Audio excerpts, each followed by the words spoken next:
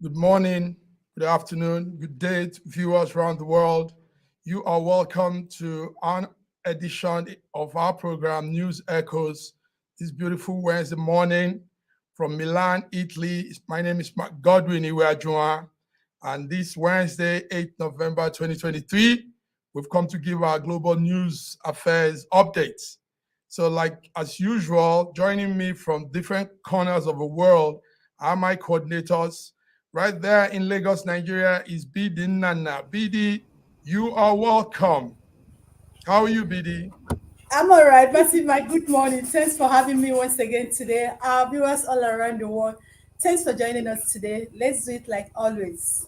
Let's do it like always. But today we're doing it more than as usual because we have a special guest, a new panelist, a wonderful friend and brother, a colleague in the UK.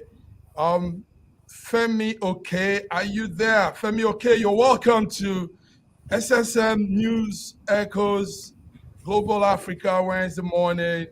How are you, Femo? Very fine, thank you. Femi okay, Femi okay. Make sure you say okay. Not okay, I'm not a rat. Like that. Sorry. Good to have you here, Femi. Okay. Nice to see you guys. That's how it's pronounced. Thank you, Femi. Yes. Femi, you're welcome. Nice to see This you. Beautiful morning here in Milan. First of all, we do some little newspaper headlines. What we do on Wednesday is we go through some Nigerian news updates, and we look into some other discussion stories too. So here in the newspaper headlines this morning, some of the news we're getting direct from Nigeria is hardship bites hard, they say in Nigeria, as cooking gas scarcity has hit Lagos and other states in the southwest. From another newspaper, we hear that fuel price has increased in Kanu, Niger, Benue, and some other states due to diesel costs and forex rates. We're also hearing on the news headline that some senators are dumping their party and they are joining new party in the PDP senators join new party. Also on the foreign scene, U.S. worries as Russia moves to surround Europe with military bases. I wonder why. Also coming in from the newspaper headline is tension in Kogi State. Kogi State is middle, south, central Nigeria. Tension in Kogi State as APC thugs kill policemen, 4 others few days to election during attack on SDP campaign DG. And there's another one here again. It's a pastor in Delta State reportedly sells his church and members to another pastor and relocates abroad. Finally, there's a news here that is also interesting. It says, any attempt to arrest Dati Baba Ahmed or Peter B, Nigeria will be set ablaze. This is a group that is saying this. We don't know why they're saying that. And finally, on newspaper headline is the story of the Portugal Prime Minister that resigns as his government is involved in a corruption scandal. Before we go into our discussion, gentlemen, Femi Oke and Bidi, what do you say about these small newspaper headlines this morning? Is there anyone you're picking on to say something? The pastor in Delta that sells his church, that sounds interesting. Massive Mark. Let me start with the hardship bite Nigeria. That's no longer a news. It's a stale news because we've come to accept hardship in Nigeria as a normal thing. It's making a headline now, but this started like 5-6 months ago. It started last year, like 2 years ago, but it got worse like 5-6 months ago. So making it a headline now is like maybe probably they felt it. Do you understand? It's not a news. Now if you look at what is happening in Kogi State, Imo State, and the Bayelsa State, the election that will be coming on 11th of this month, I want to say something before I even make a comment on this. See, Nigerian politics has always been fraudulent. It has always been chaos during Nigerian election. But during the PDP, but this APC own, it has really intensified. It has becoming another thing. I'm telling you, I won't tell you that it has not, but the rate at which we do election this day is something else, and it's becoming worrisome. But unfortunately, Nigerians are not seeing it as that. You remember last election, the one that related Yahaya Bello, a woman was burnt, a PDP woman leader was burnt in her house. What happened? See, today, nothing has been done about that. So now, having a police officer killed and other people killed, it's not a new thing. But it becomes a new thing when the people who are supposed to talk or say something about it are keeping mute as if nothing is happening. Look at what is happening in Imo State. And it's become a pattern, because if you look at all these happenings, it's actually more in APC states. You now find out that it has become a grab it by all means pattern. There's going to be a election. There's going to be election in Bayelsa. It's hot, but it's not as hot as it is in Ekiti and Imo State.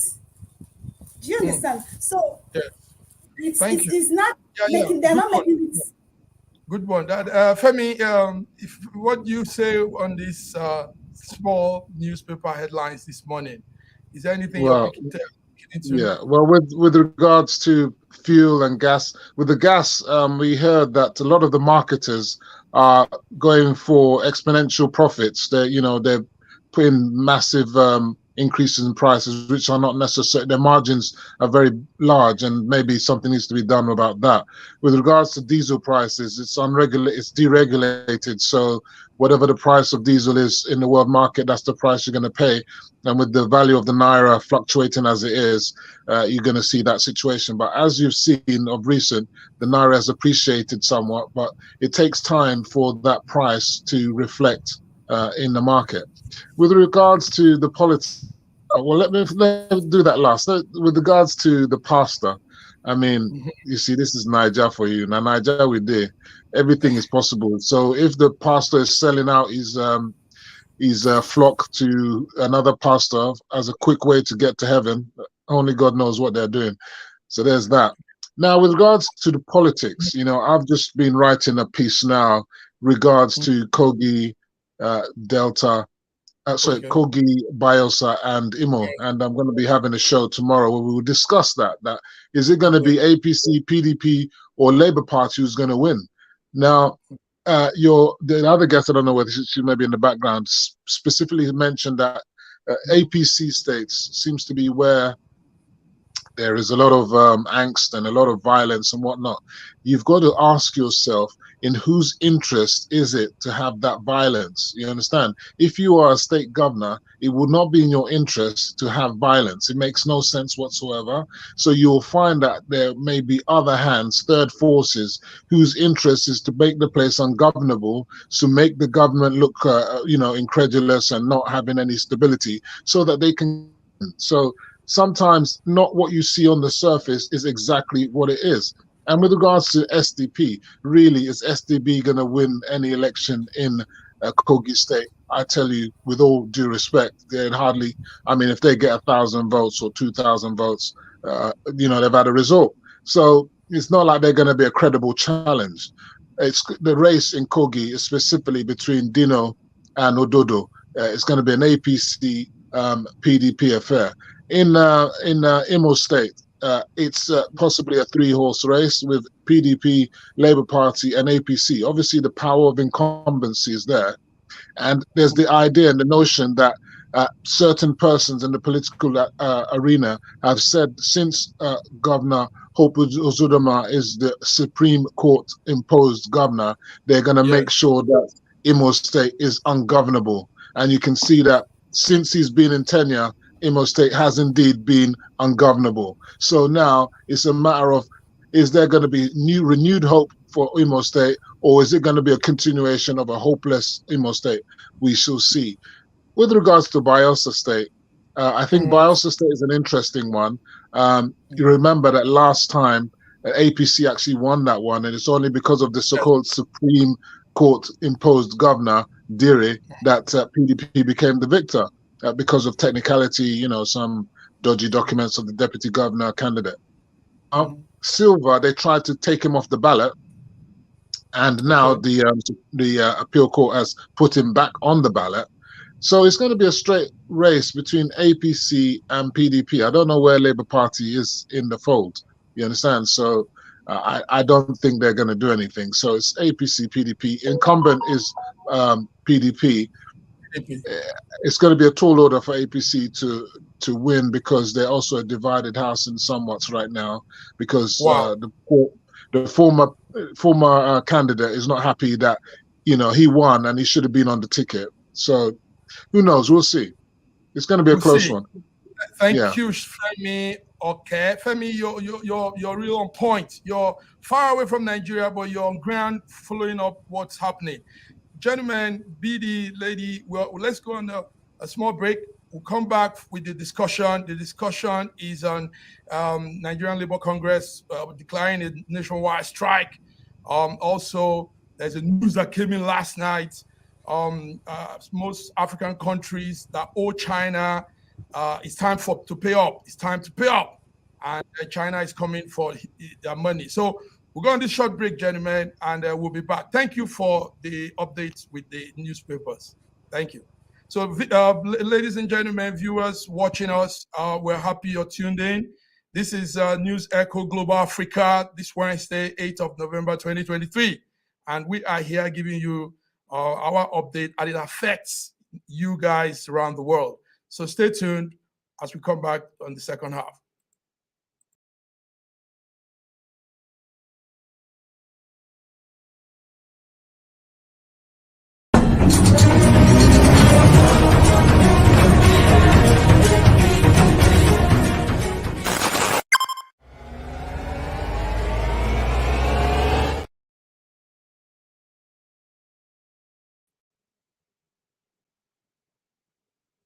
Yes, you're back. We're back. You are with us. News Echoes this morning, Wednesday morning here in Milan.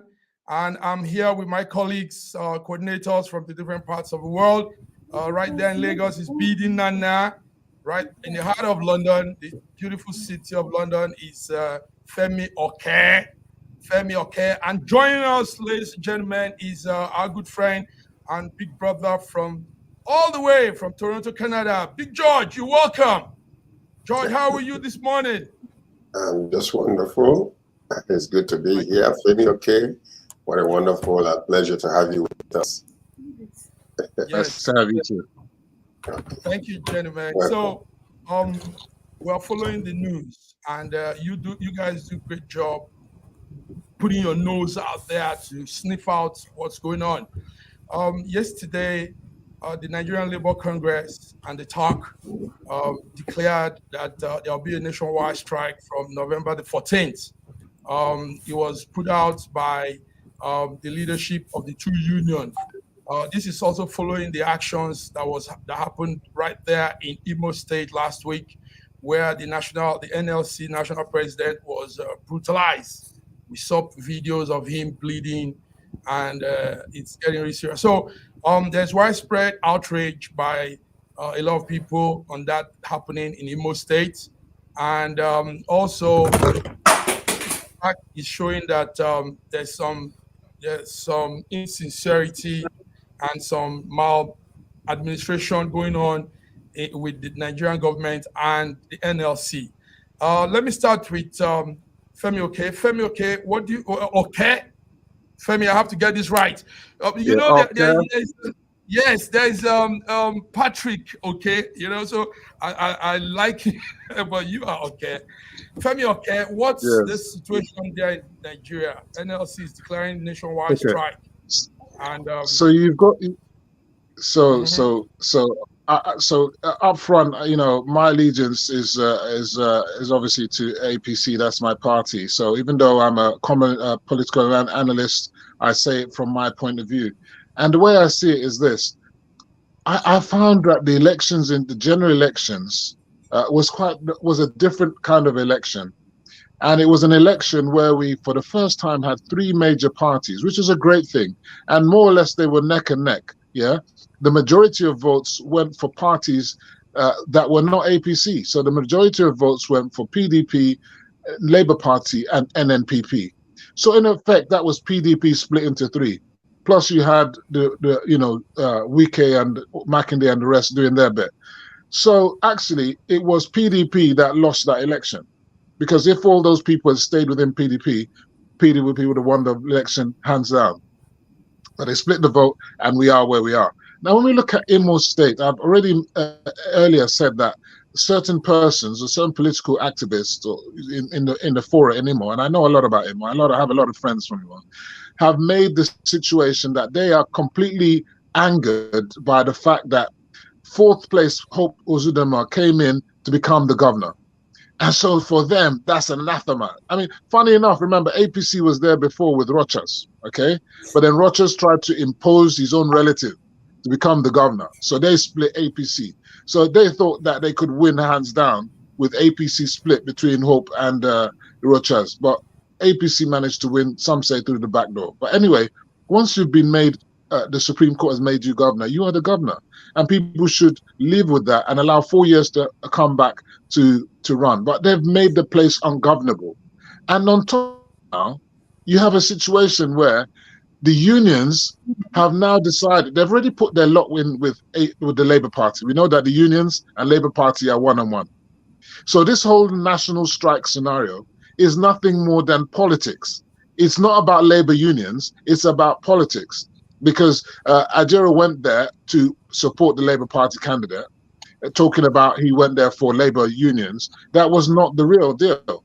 Imagine a situation where a whole state has gone into darkness because of unions. Ajero is the head of the Electrical Workers Union and has plunged Imo State into darkness, okay, just so that they can win an election.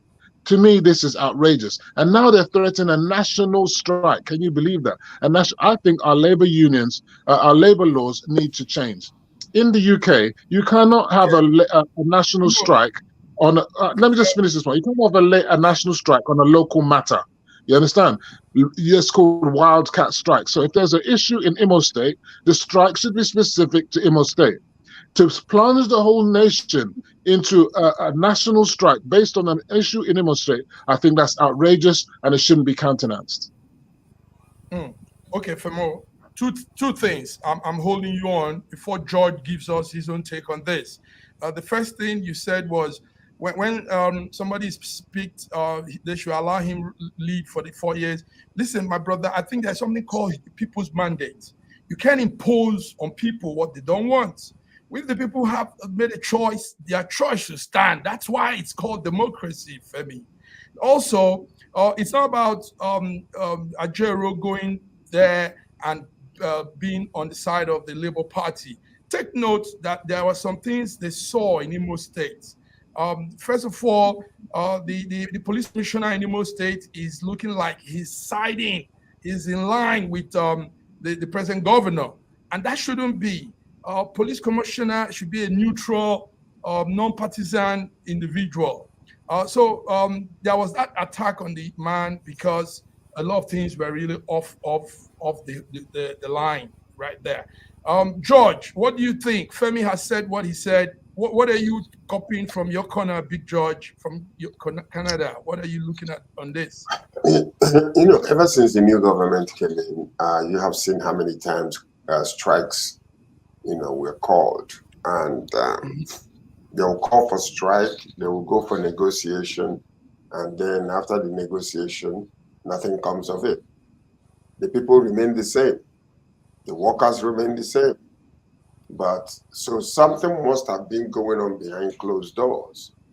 There are some on-the-table transactions that has been rumored to have been going on. While every single time a strike is called, a nationwide is called, or a partial strike is called, and then you end up seeing nothing happening. So, and that's part of the reason why a lot of people are disenfranchised, and they feel like possibility of internal negotiations are taking place. Our interest is not being viewed. Our interest is not being represented. So that's part of the reason why I believe that a lot of people are very, very dissatisfied with the transactions and the calling of strikes and the ending of strikes type of deal. Something is going on.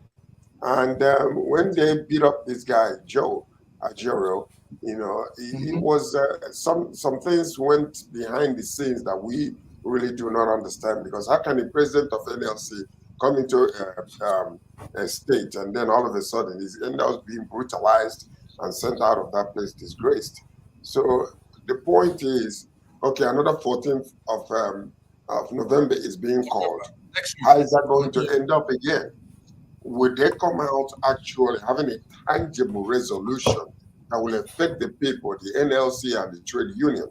Would they? Because they have not. And yet it seems like every time they go in for negotiation, they come out with some kind of pseudo resolution that doesn't affect the people or appease the members of the two trade union and Nigerian Labour Congress. So that's part of the thing that is really happening now.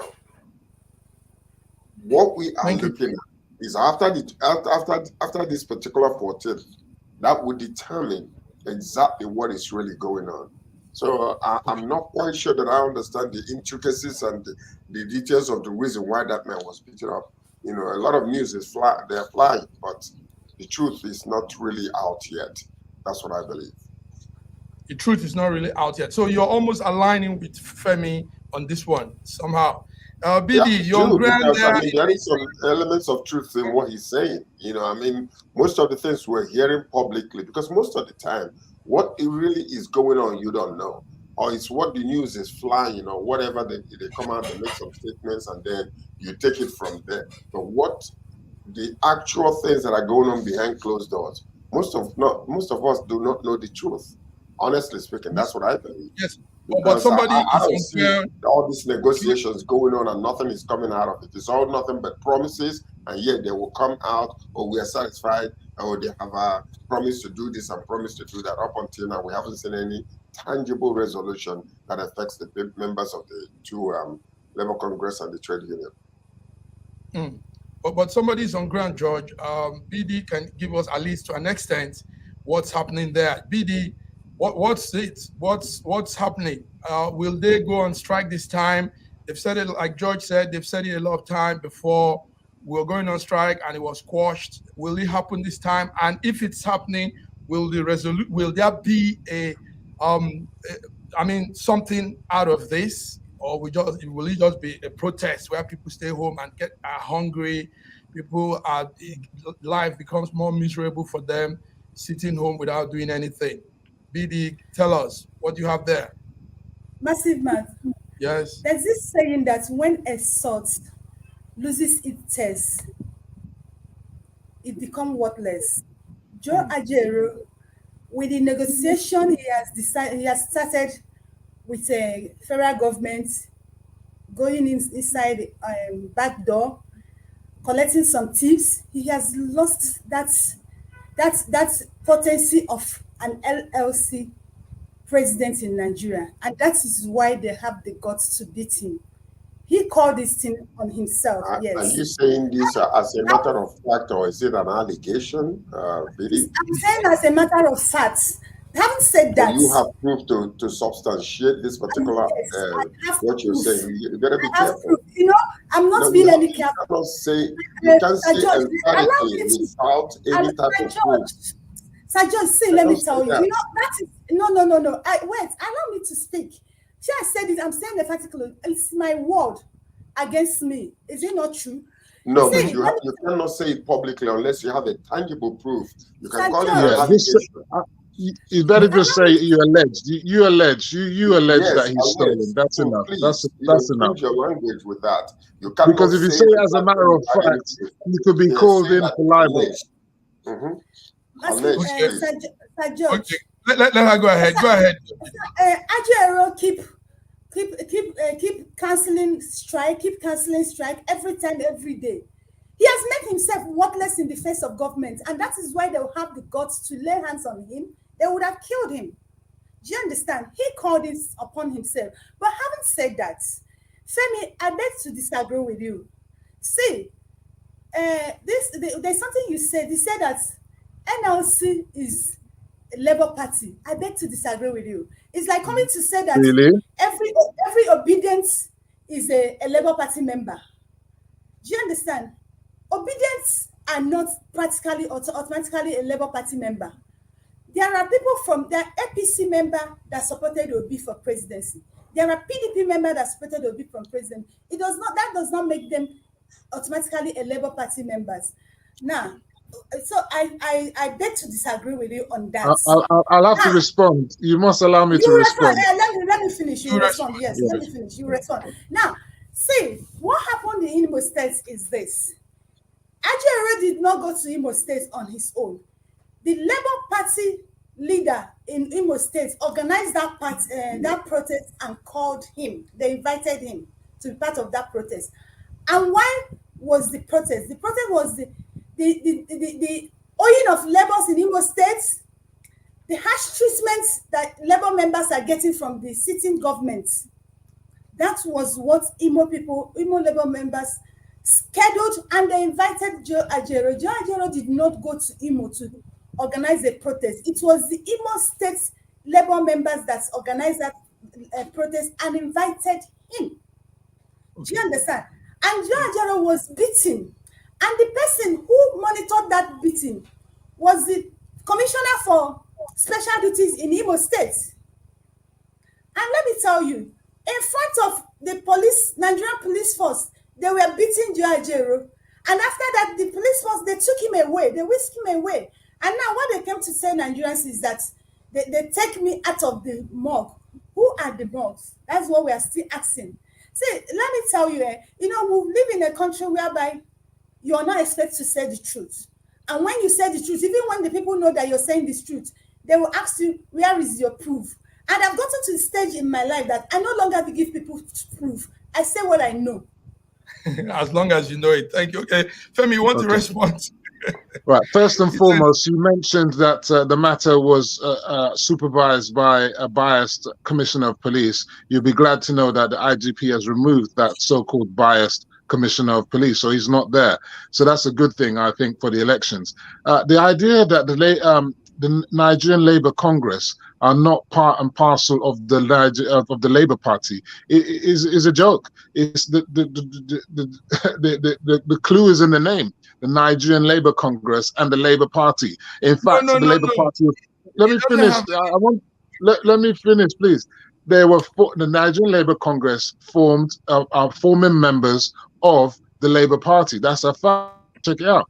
And actually, the Nigerian Labour Congress, its headquarters was used as a campaign headquarters for the Labour Party.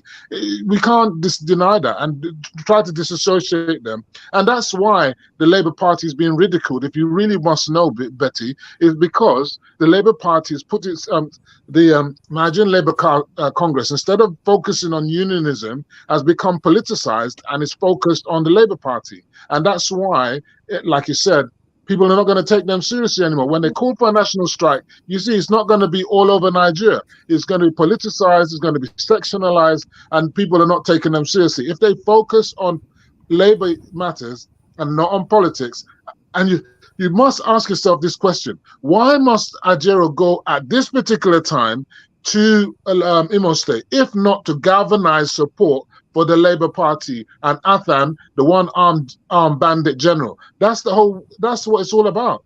And if you think it's otherwise, you're just being naive.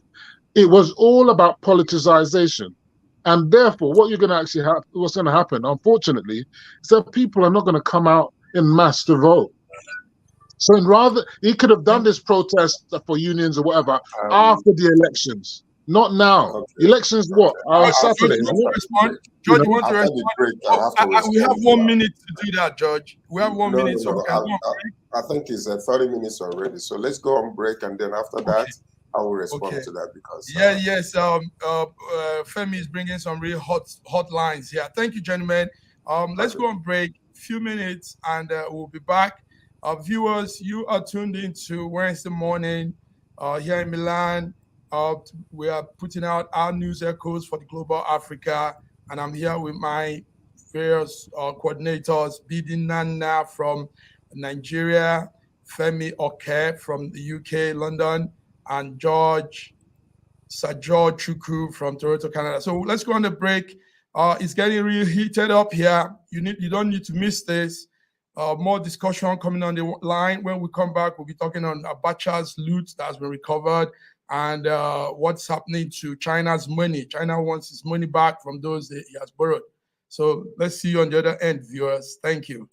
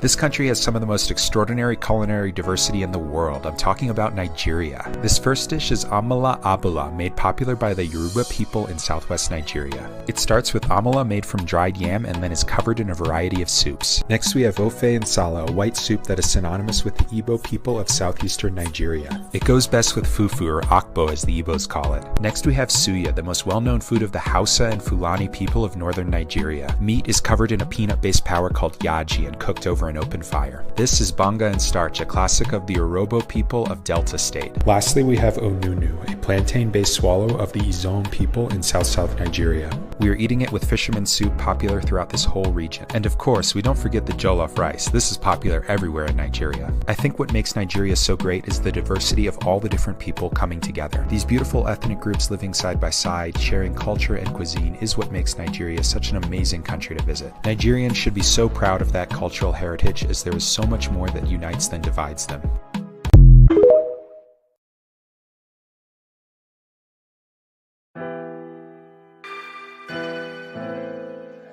Schengen Story magazine is an African international bi-monthly magazine based in Milan, Italy, and founded in 2016. The publication focuses on personalities, fashion, style, entrepreneurship, and culture for Africans. Though articles on food, movies, fitness, music, travel, sports, technology, and books are also featured. Our lives full of best stories. A lot can happen in a month. Expand your mind, change your world. Get Schengen Story magazine's full editions. Celebrating Africans make an impact. Read better, the inside story. Your fashion magazine for a better lifestyle. Inspiring stories for you. Your monthly dose of entertainment, a better mind keeping you updated. Hashtag Schengen Story Magazine. Get Schengen Story Magazine full editions. Yes, viewers, you are tuned on to News Echo Wednesday morning, our Global Africa update. I'm happy to have my guys back. I hope you're all there. Do we want to go into the responses or do we go to another story? There are so many things to talk about. Can you guys hear me? Yes, I can hear you. I think I wanted to respond a little bit, because sometimes I'm not quite sure whether Femi is actually connecting the names, the dot between the names, Labour Party and the Labour Congress. See, because when Hope Uzodinma came out and started saying that, alleging that, Labour Congress came there to meddle with political affairs, is just a way to use a cosmetic veil to cover the proper reasons why the failure of the possibility of the police abusing the president of NLC. You could see that, because I don't think personally that the Labour Congress has anything to do with any particular political affiliation with Labour Party. Because if you look at, if that is the case, believe me, we would have seen the signs all over written. Number one is every time they go in for negotiations, they come out with a new pseudo resolution, and the possibility that some appeasement took place unbeknownst to us is glaring in the face of everybody, and that's the reason why the suspicion is there. So for the APC governor, Hope Uzodinma, to come out and say, allege that Ajero came there to meddle with the political affairs, I don't believe that for a moment, because I actually also believe that, based on what we have seen so far and the number of strikes that have been called and how many times they came out with pseudo resolutions, you will say that I would believe that they're working for APC government. If not, why, with everything that is going on? No, if you look at it from that standpoint, you could actually allege that also, that it's possibility that they're working for the APC government. They go in. No, it's as it looks. I want us to go back and forth in the response, but no, that's a I'm not going to go back. I just wanted to say that. I just wanted to say that it was glad. I'm glad that you had the national anthem that was sung quite well, but in your advertorial just now. And I just wanted to say that Mercy needs to check those lyrics and really sing that song again. The person that sang the national anthem was really great just now. Thank you. Okay, legends, gentlemen.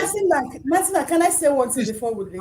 No, we have so much story, and we don't have the time. Please don't worry. Okay. BD, you're going to give us updates on the Imo election. I hope your eyes are on that. It's few days to Imo, Kogi, and Bayelsa, and I want you guys to put your eyes on that, because we'll be having the situation room on that day live. We'll be here all through the day. So Femo, if you're online, we're going to be here commenting, looking at it, because some coordinators will also be beaming for us live from the various election centers. So let's keep that till then. Something very interesting happened during the week. Last week, Friday, like some of you probably were following, the presidency on that Friday said France will return $150 million looted by former Nigerian leader General Sani Abacha. Paris, the Paris government, the country, France, made a commitment in Abuja on Friday and said they are returning that money from the deceased general.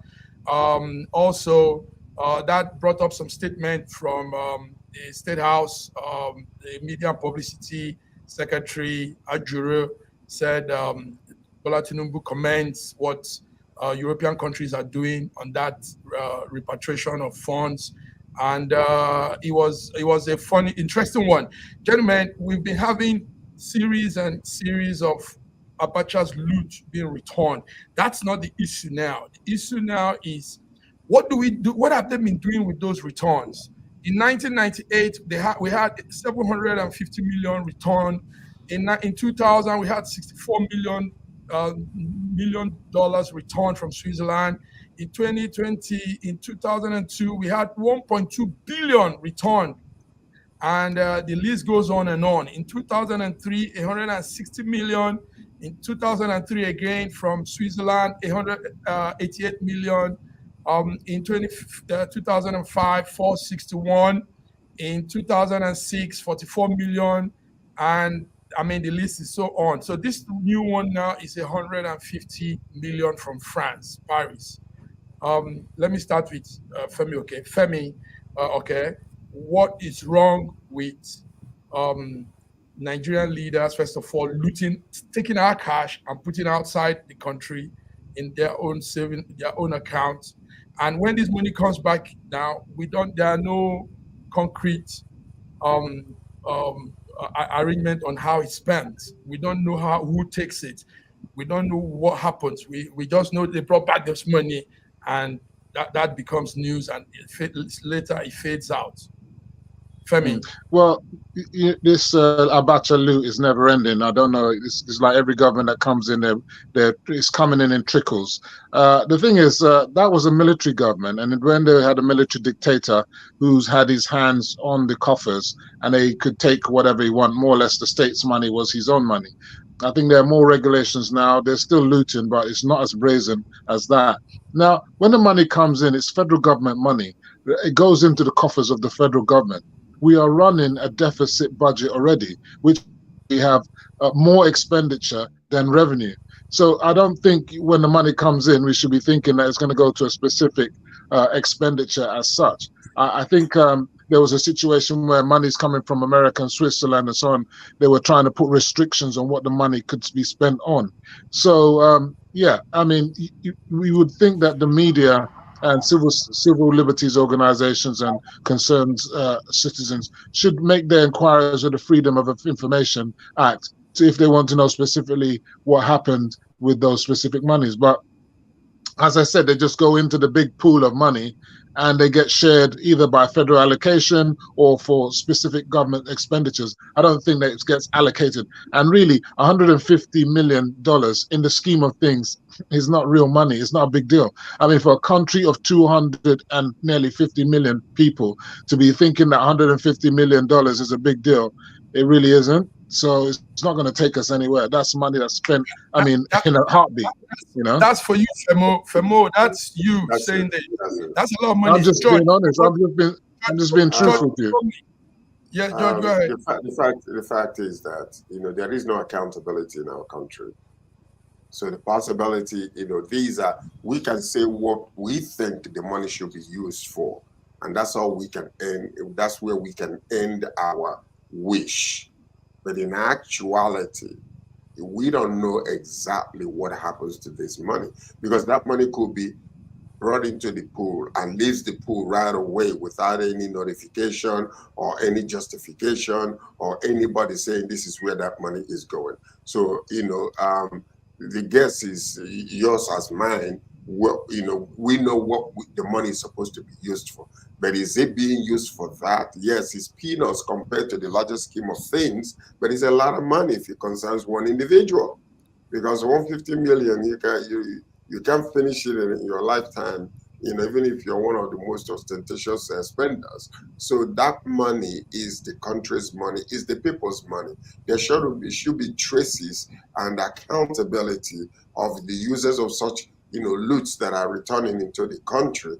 Because if he comes in and gets into the larger pool and then goes in through the back door again because somebody ordered it to be so, how can you account for that? You cannot. Look at Diezani. Look at the billions of dollars that woman stole from, you know, from the coffers of the government unnoticed. And look at the past administration, under the Buhari administration, trillions of naira that were mismanaged and misused. Nobody can tell. You know, he came to fight corruption under APC government, but under his nose, more money has left the country than ever before. So these are the things we're talking about. No accountability to the way things are done. Now, after they have used their Emefiele, they lock him up, because if they release him, there might be some information that will trickle out based on what they have used him to do. One of such a thing is, you know, with the owner of the refinery we have in Lagos, who took how many billions, you know, from the government, only able to pay 190 million naira, 1 billion. No, these are things we need to look into, because we can allege what we believe is supposed to be used for. But the question is that being used for that? And if it's not being used for that, where is it? Yeah, George, last time you were also saying something that was very poignant. You said, can they use some of this money that comes free like this to subsidize education for students, to subsidize, you know, and that was, you know, remember, George, you said that. Now, Femi is saying That's no money at all. I don't agree with that. I mean, that money could do something, a sector, one of these ministerial sector, that money, however, how little it could sound, could do something. BD, is that not so? Take note also, our conversion has fallen. The Naira is low. So $150 million is a whole lot of money when it's converted to Naira. BD? Yes, I'm here. Certainly, Femi, you're going to send me $1 million, just $1 million after this show. I can see you. No, what do I get in return, though? What do I get in return? Nigerians are not getting anything in return for getting this food. No. I know they give CC. You see, what we're talking about is this loot coming back to Nigeria is like over 25 years, and we're still getting something from this Abacha. And the thing is this: Abacha has stolen and died, and the government has been coming and going and stealing. If you look at Bribery administration, there's a lot of issue on Bribery administration, but nobody wants to talk about it. Likewise, nobody is talking about the way Abacha wrecks Nigerians. We have institutionalized stealing among our politicians, so nobody is talking about it. Do you understand? Now, the question I want to ask us: I wish Abacha did not die. What would have happened to Nigeria? Do you understand? If Abacha did not die, if this man has stolen this amount of money within the space of how many years? Space of how many years? Was it not 5 years or what? And his loot is coming to Nigeria over 25 years. After. Do you understand? And we are not putting anything on ground to checkmate how our leaders steals our money, because they are stealing. Because if they are not stealing, if they are not embezzling and using the public fund the way they like it, our president will not come out openly to tell us that he wants to buy car for such amount of money for a first lady office that is not constitutional. It's just a ceremonial position in Nigeria. Now, like what Sir George said, if this, and since Buhari never accounted, there was a time Sarah sued Buhari to account for the Abacha loot that was returned, because Buhari received a lot of them. He did not account for one. Now, Nigerian situation, Nigerian pattern, are you going to ask Tinubu to account? Certainly he will not, because Buhari did not account. That's what they are going to tell you. Did Buhari account for the ones? Gentlemen, on top of that, sorry, George, I'm coming. On top of that, let's consider something. These countries returning this money should also be held to some level of crime. Accountability. Accountability. Also, this money, probably they've invested in it, they've made money out of it, they've made profits. Exactly. They are bringing us the small change.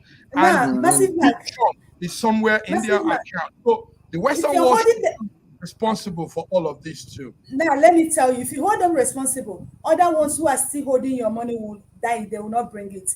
What you said is good. They should, because they are party to this crime. They encourage it, because a crime encourager is actually a crime himself.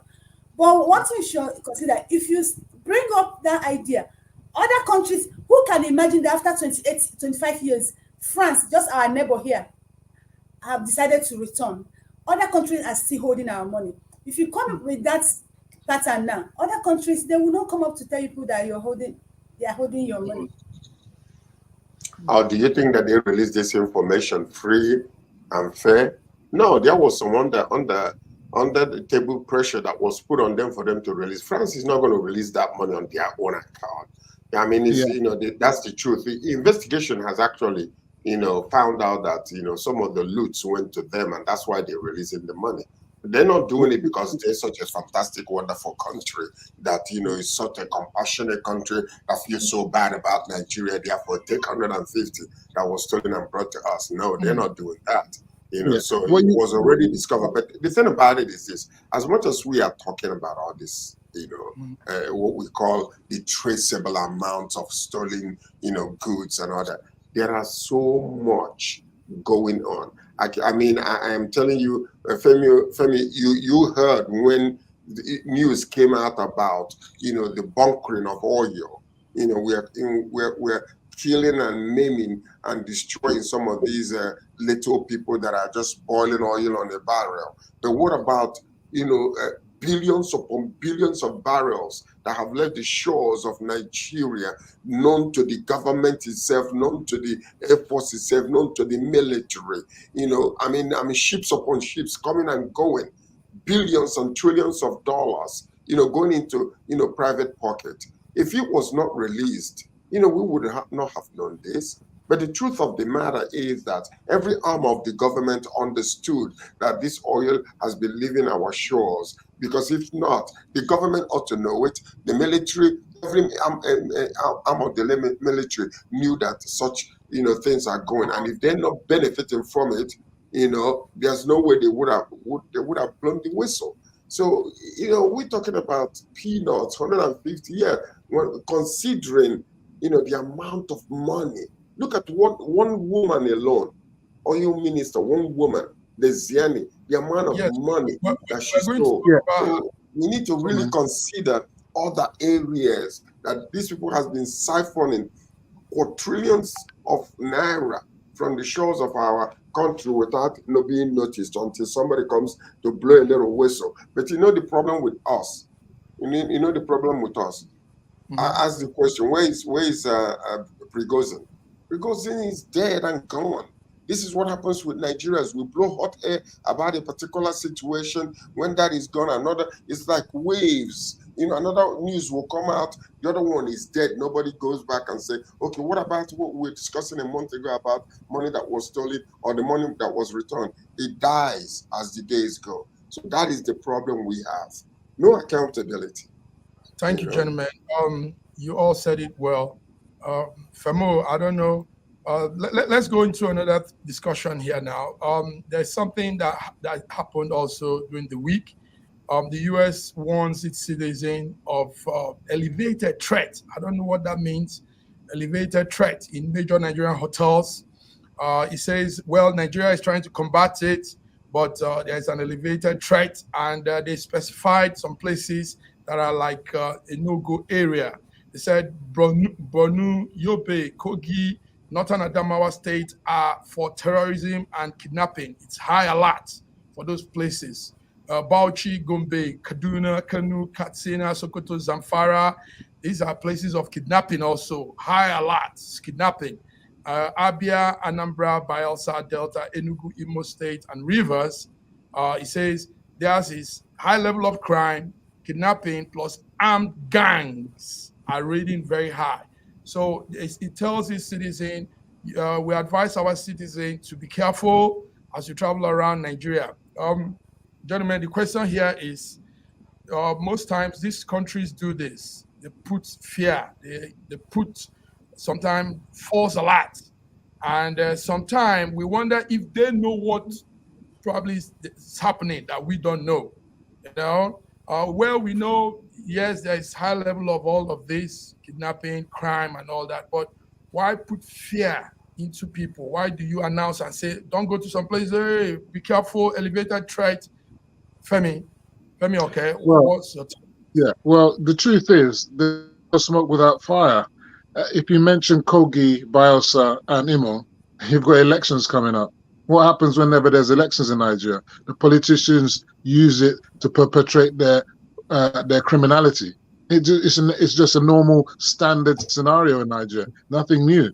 We've had incidences of recent Boko Haram attacks in Borno, Yobe, and other places. You've had kidnappings in the Middle Belt, community clashes. So there's a lot of things happening all over Nigeria. So these things are real. So them highlighting it is nothing new. Obviously, Nigerians don't like to hear foreign countries when they say that. But when you go on the social medias, we are the Nigerians that are condemning Nigeria all the time. You find, Nigeria is this, Nigeria is that. We always talk about negativity about our country. We're never talking anything positive about our country. So why should we be bothered when foreign countries take on board what these people who are governor, you got people like Dati going on TV telling everybody that, look, you must revolt. You understand? You must take back your country. You understand? That, oh, the elections have happened. No, it's not enough. We should go out there and take back our country. The president was elected unconstitutionally after the Supreme Court verdict. How can that make any sense? So he's now telling people to go out there and protest and revolt. And then when you have things that like what's happening in Imo State, you know, you got to ask yourself, are they listening to the words of Dati? Let me finish what I'm saying. I didn't intercede when you were speaking. So now when you have what's happening in Imo State, is it that they're taking the words of Dati verbatim? Let's go out there and revolt and take over Nigeria. Maybe that's what's going on. So people need to be careful when they make certain statements that galvanize people to do unconscionable things in order to serve a political agenda. Elections are over. People should focus on building Nigeria. You talk about accountability and transparency. Great, let's do that. Let's talk about that. Let's find out ways. Like I said, there's Freedom of Information Act. There are ways in which people can go and find out this information. Instead of people like David Hussein going out and going to CSU and going to FBI files, why don't they look at EFCC files? Why don't they look at files in Nigeria to expose the corruption that Betty was talking about and bring that out to the fore? Let's find out. If you say that there was corruption under the Buhari government, let's have investigative journalists talk about that and expose those. We have 3 minutes to go out here, brothers. George, I see you. No, what I was trying to correct actually was the fact that Dati never said that you must go out. He said when the country, that's the key word there, when the country decides to take back their when these citizens decides to take back their country. Read between the line, George. Read between the line. I was at an event in London where, hold on, I was there when Dati said, you know what Dati said? Dati said, when he was making that statement, he made it several times. Dati said in London, okay, I've got him on tape. Okay, I've got him in London.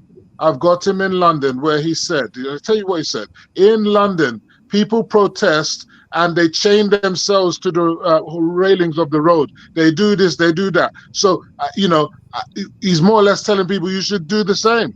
You understand? However, he's not putting himself on the line. He's standing in the background and telling people to do things which he himself can't do.